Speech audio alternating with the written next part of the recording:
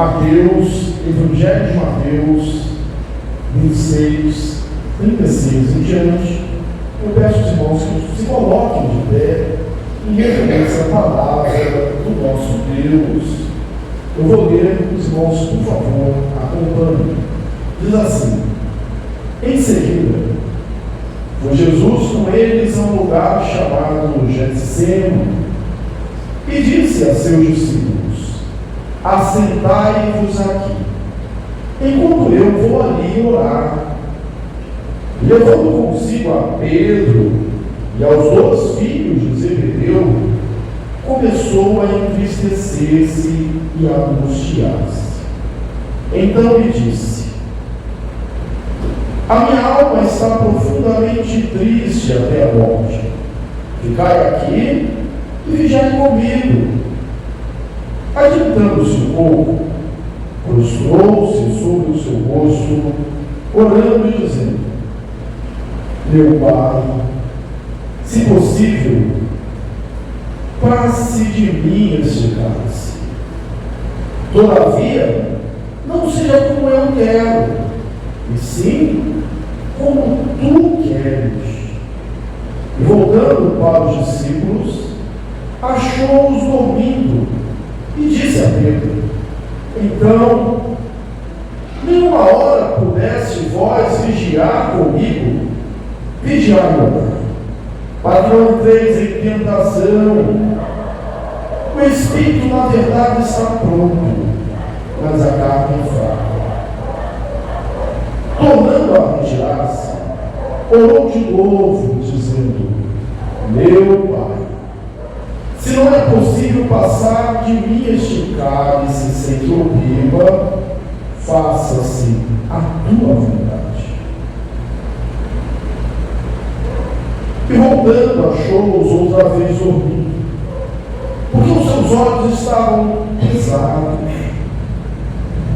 Deixando-os novamente, foi orar pela terceira vez, repetindo as mesmas palavras. Então voltou para os discípulos e lhes disse: ainda dormis e repousais? Eis que é chegada a hora, e o Filho do Homem está sendo entregue nas mãos dos pecadores. Levantai-vos, vamos. Eis que o traidor se aproxima. Amém? Assentai-vos. Esse é um texto do qual nós temos que nos aproximar de joelhos, com reverência, com temor, com piedade. O Getsêmani pode ser considerado o prelúdio do Calvário, do Gólgota, do martírio, da morte expiatória de Jesus. Nós vamos ver nesse texto, vamos ver nesse momento aqui no Getsêmani, algumas coisas que podemos observar na vida de Jesus. Nós vemos aqui em Jesus, vemos a agonia de Jesus, nós vemos a solidão de Jesus, nós vemos a confiança de Jesus e nós vemos a coragem de Jesus. Getsêmani, a palavra Getsêmani significa, ou traduz-se por prensa de azeite. Prensa de azeite. Getsêmani, prensa de azeite. O lugar onde esse jardim ficava, esse horto ficava, era próximo ao Monte das Oliveiras. Certamente era um lugar particular, onde Jesus algumas vezes orou, esteve com seus discípulos. E você deve perguntar-se: mas por que então Jesus tinha acesso ao seu lugar privado, particular? Possivelmente pertencia a algum dos seus seguidores. E ele se retira para esse lugar, para um lugar que tem um nome bem sugestivo. E eu vou repetir para que fique aí gravado na sua memória. Getsêmani significa prensa de azeite. É o lugar onde se espreme a uva, a azeitona, para se fazer o oliva, para se fazer o azeite. Qual é o contexto? O lugar nós já descrevemos. O contexto é de uma noite, de um dia, de uma noite intensa. Naquela ocasião, os discípulos já haviam vivido muitas coisas muito dia. A cena do lava-pés, Jesus celebrando a ceia, Jesus anunciando que um dos 12 seria o traidor, o que causou comoção entre os discípulos, a ponto de eles perguntarem um após outro: sou eu, Senhor? Sou eu, Senhor? Serei eu, Senhor? Naquela mesma noite, saindo do lugar da ceia, caminhando já para o Getsemane, Jesus havia dito que todos os seus discípulos se escandalizariam dele, o abandonariam, o negariam. E Pedro veementemente diz: não, ainda que poucos te abandonem, eu não te abandonarei, não te deixarei. E Jesus repetiu: Pedro, antes que nada cante, essa noite, 3 vezes me negarás. E todos os discípulos disseram que não negariam. Pedro disse: estou disposto a ir contigo para a morte, para a prisão e até para a morte. O fato é que você não deixe todos negar. A hora já era avançada, já passavam-se das 11, possivelmente meia-noite, e Jesus se retira para esse lugar, levando os seus discípulos, levando os 11, porque Judas já estava lá orquestrando a entrega de Jesus como Sinédrio.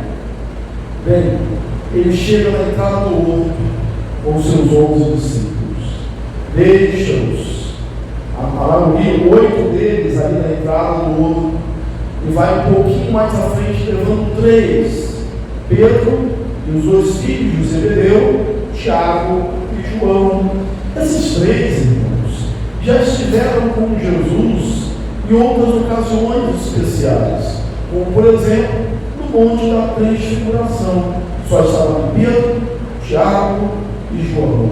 Então nós podemos deduzir que esses 3, Pedro, Tiago e João, era o grupo mais afeto a Jesus, os mais próximos a Jesus, talvez os que Jesus mais considerasse.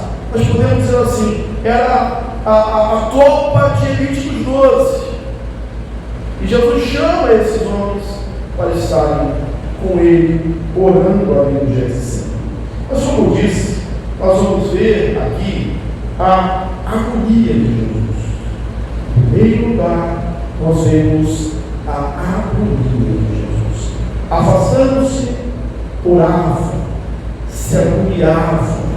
O texto diz que ele diz para os seus discípulos: a minha alma está triste até a morte. Você consegue imaginar um sentimento de tristeza, de pesar, uma dor, um peso, um fardo tão grande, a ponto de dizer-se: olha, a minha alma está triste até a morte, ficar aqui e vigiar comigo.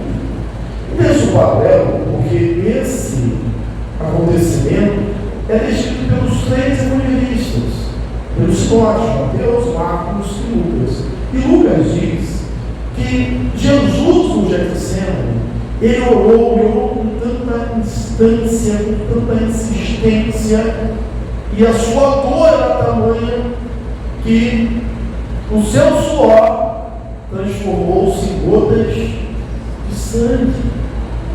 A agonia era muito grande, o peso era muito grande.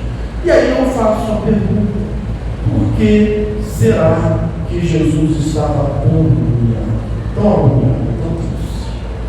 Por que será que ele estava triste até a morte? Nós podemos imaginar e citar algumas coisas. Ele estava triste, ele estava agoniado. Nós vemos a agonia de Jesus porque ele sabia que Pedro negaria. 3 vezes naquela cruz. Ele sabia disso. Ele estava agoniado porque sabia que Judas o trairia. Isso é motivo de tristeza. Ele estava agoniado porque sabia que dentro de pouco tempo, talvez minutos, Judas chegaria com uma turba armada, tanto de soldados romanos como de guarda do Sinédrio, e o prenderia e entregaria as mãos às autoridades. Ele seria esbofeteado, ele seria cuspido, ele seria escarnecido, insultado. Ele estava triste por causa disso. Ele sabia também que ele seria morto. Você sabe quantos anos tem Jesus? 33 anos. E ninguém quer morrer aos 33 anos. A sua alma se agoniava. Mas não era só por isso que ele se agoniava. Não era só por isso que ele se entristecia. E eu arrisco dizer que essa tristeza era o de menor. Não era o mais pesado, não falo mais difícil. Mas ele se entristecia, porque ele sabia que dentro de pouco ele sairia das mãos de Deus para ir para as mãos dos homens. No final desse texto, ele é preso, e o texto se segue, dizendo, ele vai dizer: agora é a hora mais. Mas agora é essa hora. Ele sabia disso. E ele sabia que seria morto, não uma morte qualquer, mas ele seria morto com morte de cruz. E ele estaria levando o meu pecado, toda a minha imundície, toda a minha perversidade, toda a minha iniquidade, a minha e a sua, naquela cruz.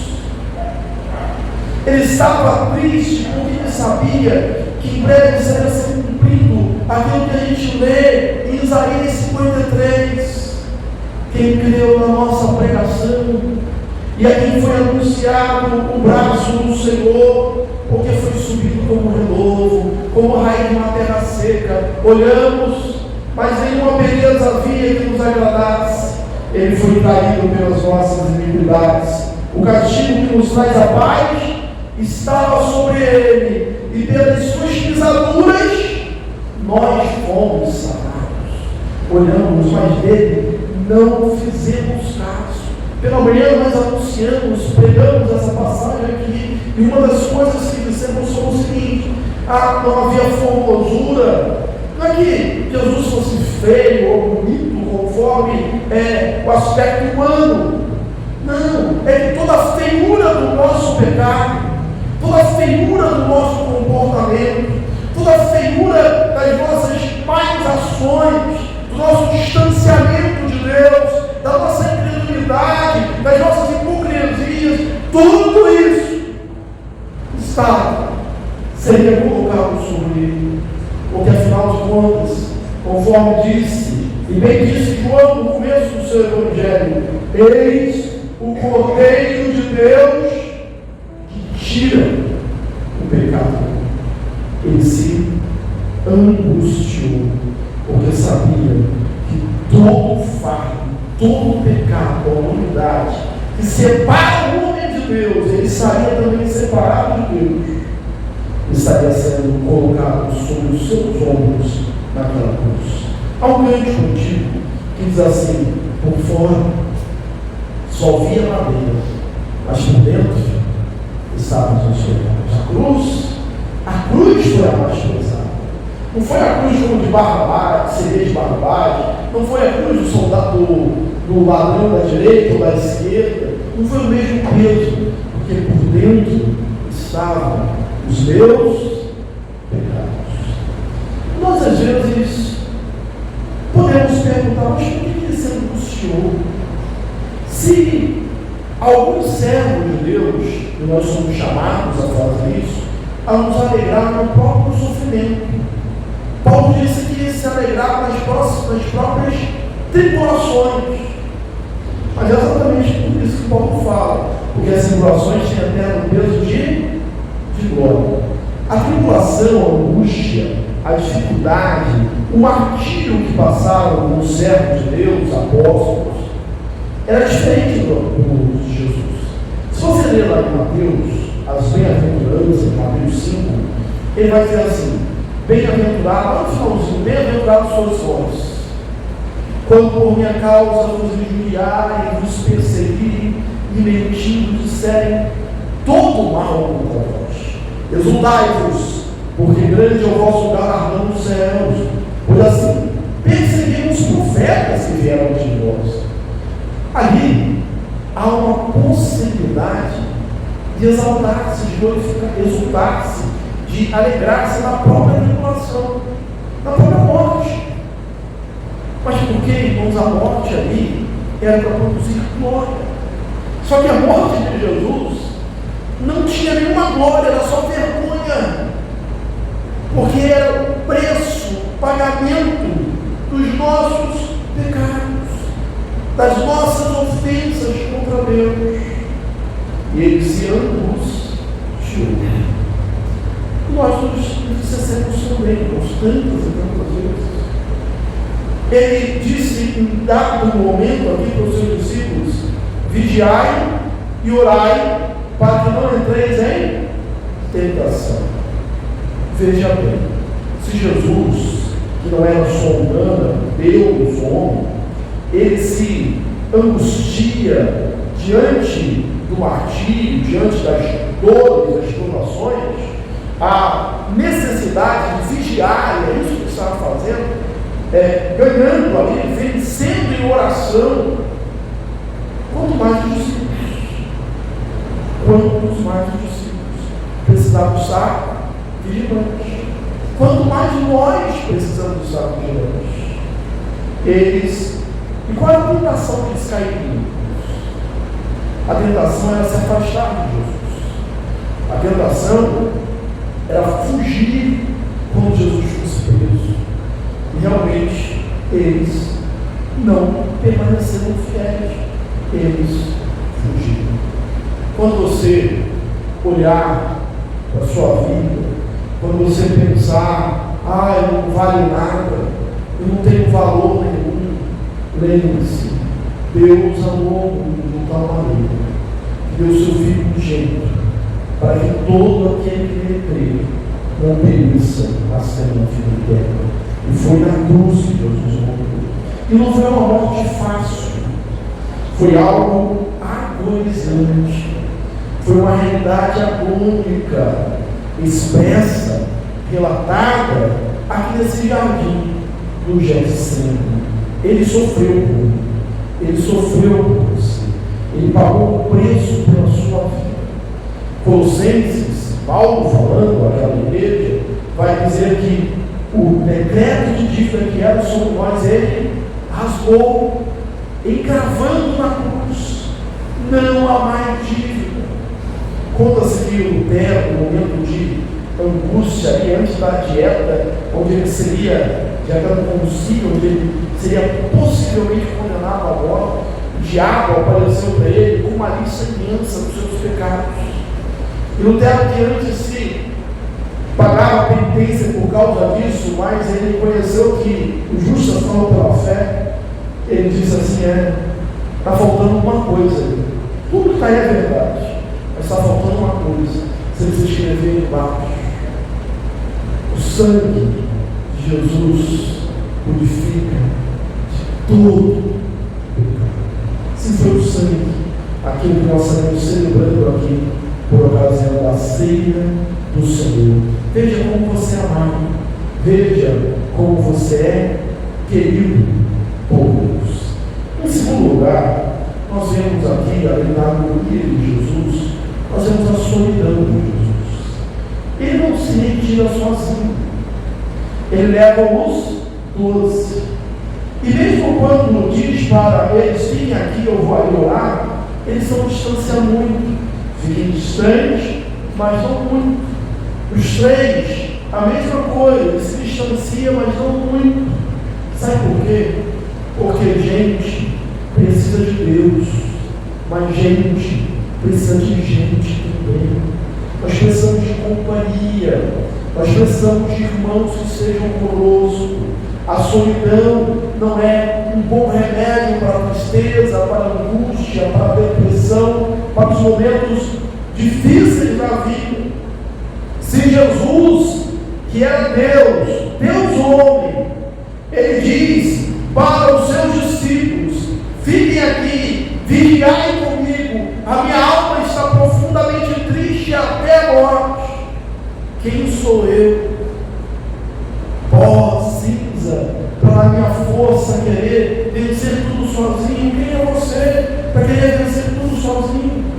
Você tem irmãos, você tem amigos, você tem família. Procure, esteja com essas pessoas. Eles se afastam, mas não muito. E pede a esses homens que estejam com ele. Mas eles fracassaram. Jesus voltou. E olha que Jesus acorda Pedro. Ele não chama todos, ele chama Pedro. Porque Pedro foi o que se colocou como porta-voz do colégio apostólico. Pedro foi quem se levantou e disse: eu não te negarei. Pedro, Simão, você não pôde vigiar comigo? Quanto tempo? Foi 24 horas? 48 horas? 72 horas? Quantas horas foram? Foi apenas uma. Observe que Jesus não pediu uma coisa muito difícil para os seus discípulos. É provável que se ele pedisse alguma coisa difícil, eles fariam. Se ele tivesse pedido: morram por mim, talvez ele morresse. Se ele tivesse pedido: enfrentem um exército por minha causa, com Pedro, eles teriam feito. Sacou uma espada e feriu a orelha de Malco, oficial do sumo sacerdote, soldado do sumo sacerdote. Mas não, Jesus pediu uma coisa fácil. Irmãos, um dos nossos problemas, uma das causas da nossa queda, é que nós estamos pensando ou esperando um momento em que Deus peça alguma coisa difícil para a gente. Mas Deus pede coisas fáceis todos os dias, que nós não fazemos, que nós sonegamos, que nós omitimos, que nós falhamos. Faça, espere-se em fazer as coisas fáceis que Deus pede. Eu havia dito aqui que certamente já passaram de meia-noite. Eles estavam cansados. E nós podemos dizer: isso é um excelente álibi. Eles estavam cansados. Só que você deve se lembrar qual era a profissão desses homens. Eles eram pescadores que haviam passado muitas vezes noites no mar pescando. Eles estavam acostumados a ficar acordados noites pescando, jogando rede, puxando rede, enfrentando tempestade, a noite, o frio do mar, o vento, as ondas. Mas eles não puderam, aqueles pescadores, podemos dizer fortes, gente que estava acostumada a enfrentar a noite, não puderam permanecer uma hora vigiando com o Senhor Jesus. E ele vem a eles, nos encontra dormindo. Sabe que o Senhor nos encontra dormindo também? Lembra das noivas, 10 virgens? Das virgens, perdão? 10 eram para o mundo delas, 5 eram prudentes, 5 eram nessas, todas dormindo. A diferença é que as prudentes tinham mais razões para queimar. Nós somos dormindo. Nós somos frágeis assim também. Por isso, Paulo disse aos Efésios: desperta, tu que dormes, levanta-te dentre os mortos e Cristo te iluminará. Na agonia de Jesus, ele enfrentou a solidão, porque os seus amigos, os seus discípulos, não puderam vigiar e permanecer comigo. Ele veio uma vez, eles estavam dormindo. Ele voltou a segunda vez, eles estavam dormindo. Voltou a terceira vez, estavam dormindo. Eles estão sozinhos. A palavra de Deus nos dizer, lá em Isaías 63, e há coisas que nós temos que fazer sozinhos mesmo. O texto vai dizer que referência a Jesus, um texto messiânico. Ele diz: o lagar, esse lagar, eu pisei sozinho. O lagar da ira de Deus. Tem coisas que nós temos que fazer sozinhos. Ninguém pode fazer por nós. A aplicação que há nesse tópico para cada um de nós. Primeiro, a gente deve procurar companhia, deve procurar amigos. A solidão não é um bom remédio, não cura. E algumas coisas nós teremos realmente que passar sozinhos. Então, em primeiro lugar, nós vamos a agonia de Jesus, real, verdadeira. Em segundo, nós vemos a solidão de Jesus. Em terceiro, nós vemos a confiança de Jesus. No Evangelho de Marcos, ele deixa isso mais claro, que Jesus, na sua oração, ele chama, ele usa a expressão Abba para Deus. Pai, Abba. Mas essa expressão é inusitada na oração dos judeus. Ninguém pensava em referir-se a Deus por essa palavra, Abba. Porque a palavra Abba não era a palavra da oração, não era a palavra de chamar pai no templo, na sinagoga. A palavra Abba era a palavra de uma criança tenra, bem novinha, usava para chamar o seu pai, como o similar na nossa língua, papai. Mas a gente sabe que nós adultos falamos papai só, não transmite essa realidade. Você imagine uma criança dizendo papai. Foi assim que Jesus, na hora da sua agonia aqui no Getsemane, ele se referiu a Deus, papai. Isso mostra intimidade, isso mostra confiança, isso mostra que Jesus sabia que, apesar daquela aflição que lhe sobreviria, Deus ainda era o seu papai. E essa é uma lição que nós precisamos aprender, a lição que, com toda reverência e guardadas as proporções, Jesus também teve que aprender ali. Aliás, a Epístola aos Hebreus, o autor diz que ele também aprendeu a obediência pelas coisas que sofreu. E aí nós aprendemos, como Jesus provavelmente tem que aprender, que há coisas que nós não podemos entender. Nós precisamos simplesmente aceitar. Tem coisas que nós não podemos evitar. Nós vamos precisar viver. Ele ora. E a oração de Jesus aqui é um modelo, é um exemplo para a nossa oração. Ele busca Deus intensamente. Ele se distancia, ele não quer se incomodar, ele vai para o silêncio, ele não dorme, porque ele está angustiado e conectado com Deus. Os discípulos dormiram. Sabe por quê? Porque eles estavam cheios de sono e vazios de oração e vazios de comunhão. Quando ele fala vigiai e orai para que não entreis em tentação, e sejam despertos, alertas, velem. É possivelmente desperto no corpo, ainda sem pecar. Adolescente, dificilmente alguém avivado, desperto no espírito, pecará, se afastará de Deus. Ele ora. E a oração dele, o principal não é Pai, passe de mim esse cálice. Aliás, antes de prosseguirmos, vamos pegar essa palavrinha, cálice. Como foi que Jesus chamou o problema que ele estava vivendo? Você sabe qual é o problema que Jesus estava vivendo?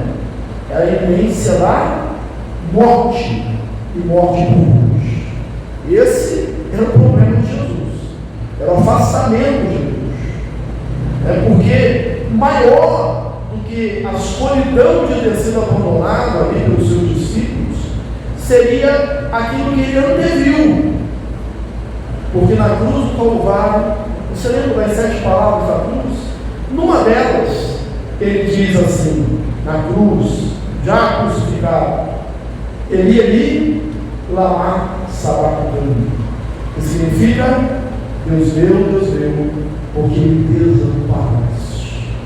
Deus meu, porque me abandonaste. É a diferença, lembra que eu falei? Que o crente pode se alegrar no martírio, né? Que ele pode exultar, como diz lá nas bem-aventuranças, é porque ele é abandonado por Deus. Estevão, no capítulo 7 de Atos, quando ele é apedrejado, o seu rosto era um rosto como de anjo. Mas você lembra que Estevão via? Estevão via o céu aberto, o anjo de Deus subindo e descendo. Vendo o céu aberto, vendo Jesus, vendo a glória de Deus, é mais fácil tomar pedrada sorrindo angelicalmente. Mas Jesus contar aquele martírio, o céu não se abriu para ele. O céu se fechou para ele, como se fecharia para qualquer pecador. Quando ele estava naquele martírio, Deus não estendeu os braços para Jesus. Deus encolheu os seus braços. Deus não acolheu o seu filho.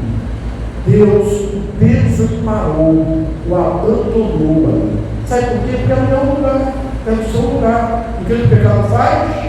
Nos afasta de Deus, nos afasta de Deus. A oração principal dele, quando ele fala do cálice, ele diz: Pai, se possível, afasta de mim esse cálice. Aí na segunda ele: Pai, se não é possível, que afaste de mim esse cálice, sem que eu beba, mas faça com toda a tua vontade, é sempre a vontade. Mas ele chama o problema dele de cálice. E tem crente, tem uma pessoa no cálice, uma taçazinha, pode imaginar isso aqui, rapidinho acaba, rapidinho você vê o fundo, né? Aí crente chama o seu problema, sabe de quê? Eu tenho um mar de problemas, eu tenho um oceano de problemas, eu tenho um mundo de problemas. Enquanto Jesus chama o problema que ele vivia, que era muito maior do que o meu, do que o seu, de carnes. O que nós aprendemos com isso? É que nós não devemos maximizar os nossos problemas. Na verdade, nós devemos minimizá-los, porque logo eles passarão.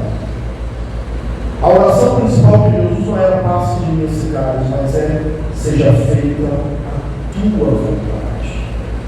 Crente hoje precisa aprender a oração. Pai, seja feita a tua vontade. Não é natural querer morrer. Jesus não queria morrer, ninguém deve querer morrer. Isso é antinatural, nós temos um instinto de preservação, de sobrevivência. Mas Pai, seja feita a tua vontade. Pai, seja feita a tua vontade. Como isso é diferente, irmãos, daquilo que é ensinado em alguns lugares por aí, que nós determinamos, que nós exigimos, né? Às vezes o crente parece mais uma criança mal criada, dizendo: eu quero, me dá, como Jesus, o Filho de Deus, aquele que era coeterno com o Pai, disse: Pai, seja feita a tua vontade. Como ele ensinou para os seus discípulos, né? No espírito, na letra, na fraseologia, no sentido, na oração dominical, ele disse o quê? Seja feita a tua vontade, assim na terra como no céu. E não tenha dúvidas. Vamos apropriar aqui das palavras de Paulo, a palavra de Deus na boca de Paulo, porque a vontade de Deus é boa, perfeita e agradável. Se Jesus não morresse na cruz, se aquele cálice passasse de Jesus, se aquela morte passasse de Jesus, ela seria nossa. O afastamento eterno de Deus seria nosso. Mas o texto mostra também, nós vemos o texto a coragem de Jesus. Ele se levanta a terceira vez, e triste que estava, e aquela tristeza não se apartaria dele até que ele dissesse na cruz: está consumado, está consumado. Mas ele, vencido na oração, vencido o problema na oração, ele se levanta. E agora não é mais temor. Ele diz para os seus discípulos: ainda dormis, levantai, vamos, o inimigo se aproxima. E se você ver a sequência do texto, é possível que haja um conflito na sua mente. Ora, como que ele diz? Dormis? Dormir mais um pouco? Se logo depois a gente levante e vamos, o inimigo se aproxima. É porque Jesus, ele não recrimina, ele não pune. Essa palavra dormir ainda, ele não pune os seus discípulos.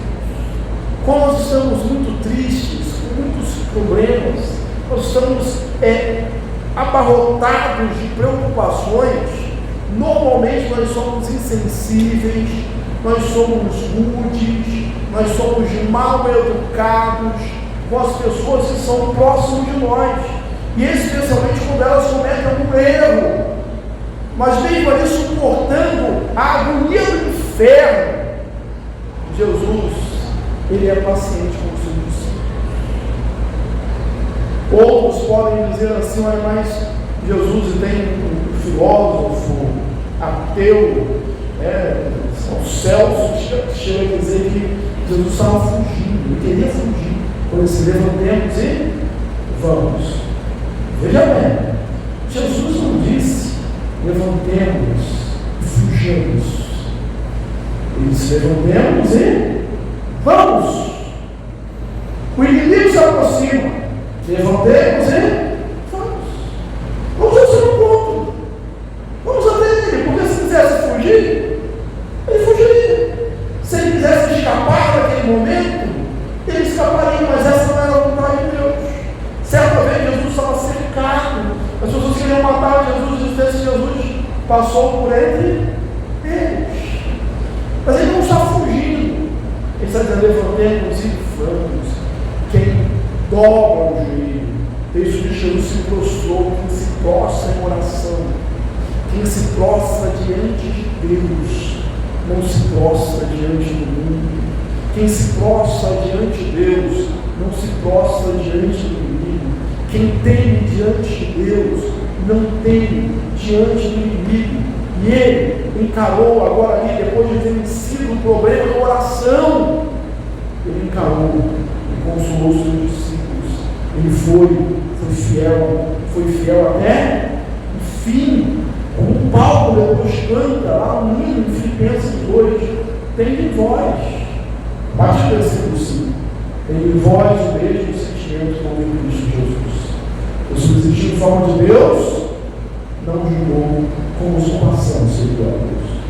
Antes a si mesmo se esvaziou, assumindo a forma humana, reconhecendo figura humana, morreu morte de cruz.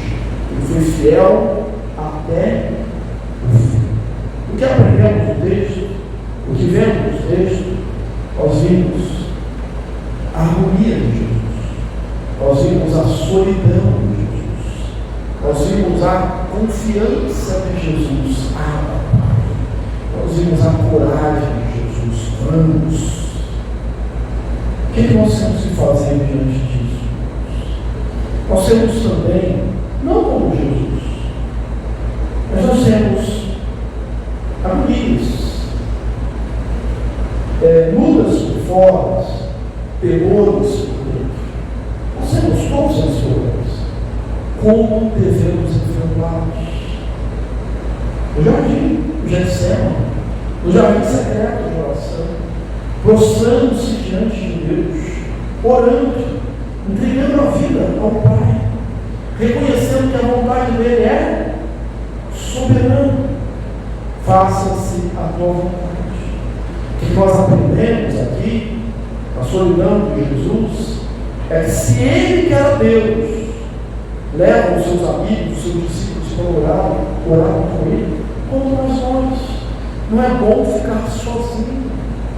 Aliás, acredito que é bom que seja dois, né? Porque assim, um cair no outro, um levanta o outro. Então, não fique só. É compartilhe, é com bom e com agradável é viverem unidos os irmãos. A confiança em Jesus. Lembre-se, não olhe para o seu problema, não maximize o seu problema, não chame ele de mar de problema, de oceano de problema, de rio de problema, de mundo de problema. É um cálicezinho de problema que logo vai passar, porque apesar das lutas, Deus é o seu Papa, o seu Papai. E seja confiante, seja corajoso. Vamos responder, disse lá Deus sobre Josué: ser forte e corajoso, não temas, nem te espantes, porque o Senhor teu Deus é contigo, por onde quer que andares. O melhor lugar é no centro da vontade de Deus. Que Deus te abençoe, rica e abundantemente.